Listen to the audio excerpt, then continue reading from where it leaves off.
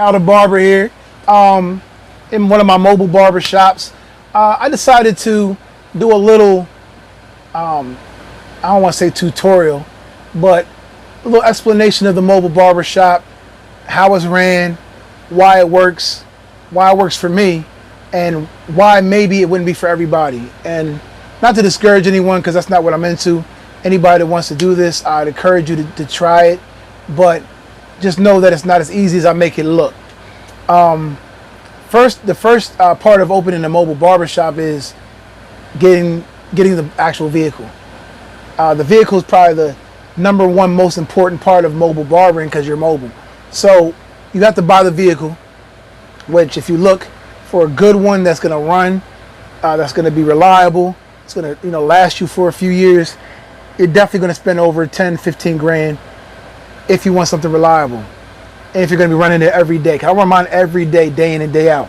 I mean, I went through 2 engines because I got 2 different buses. So I put a new engine in both my buses. I went through 1 alternator and a bunch of other miscellaneous stuff. Came to about maybe $20-some thousand worth of repairs in 1 year. But because I hustle and because I'm making really good money doing this, it didn't really hurt my pockets. But that goes to the next thing. You got to be a hustler. You got to be somebody. If you're used to that traditional barbershop setting where you're just sitting the way I'm sitting and waiting for people to come walk in the door, if that's your norm, this isn't for you, because you're constantly moving, constantly scheduling. Your timing has to be pinpoint because you can't be late. I'm never late. Anybody that knows me knows I'm always on time. You have to make sure that you're on point at all times, because you're going from point A to point B and cutting in between. So if I have a 1 o'clock and like a 2 o'clock, and then somebody called me saying, can I fit you? Can you fit me in? Not only do I got to know how long it takes me to get from point A, point B to point C, I also got to know how long it takes me to cut hair, which brings me to my next point. If you're a slow barber, don't do this. If it takes you 30 to 40 minutes, an hour to cut some of my hair, just stay in the barber shop. That's probably more for you. You don't have that mentality for this.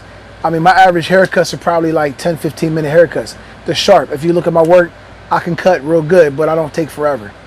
That's just me. The more hair you cut, obviously, the more money you make. I mean, of course, you could charge more because you're mobile. You're bringing a whole barbershop to somebody. You're bringing somebody their own personal barbershop. So, with that being said, you're definitely going to make more money. You could charge anything you want. You could charge $40, $50, $60, $70, $100 or more per haircut if you wanted to. And people are going to pay it. The clientele for this sort of business is very different. A traditional barbershop, anybody comes walking in at any given time. They know the cuts are going to be in this price range, and they know what to expect, and they know they're going to wait an hour or two. They're okay with that. That's the type of people for those traditional barbershops. The people that I deal with are people that don't have time to waste. They don't have the time to sit in the barbershop for 2 hours.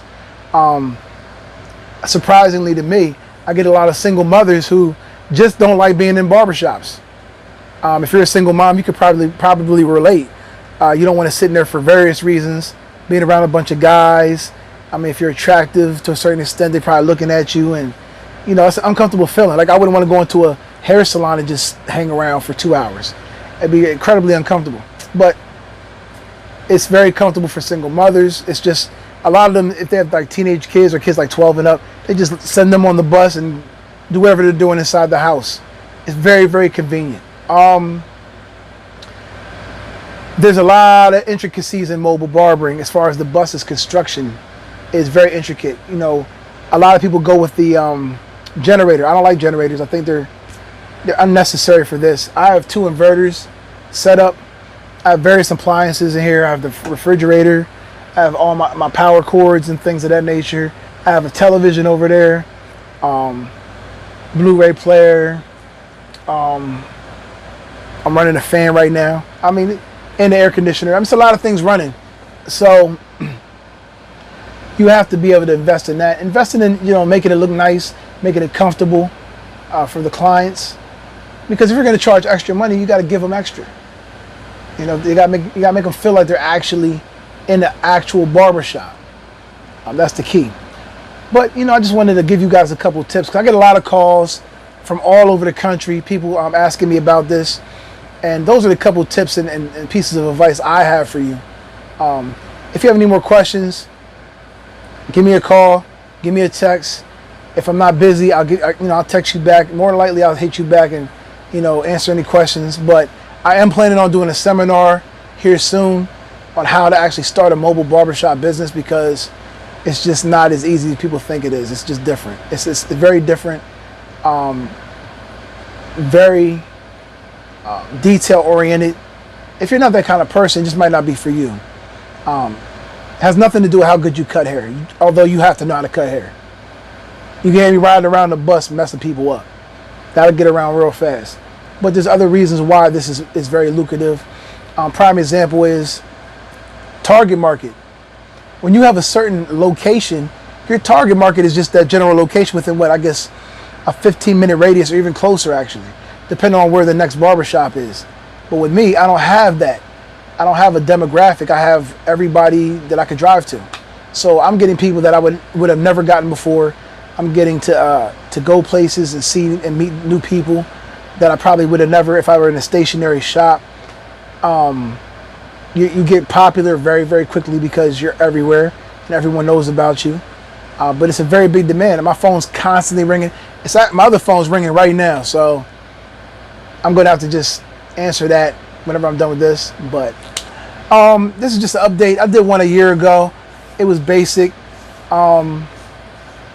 This is a little more detailed. But once again, comment below. My number's on there. You can hit me up. I have no problem with that. Like and subscribe. Cal the Barber, and I'm out.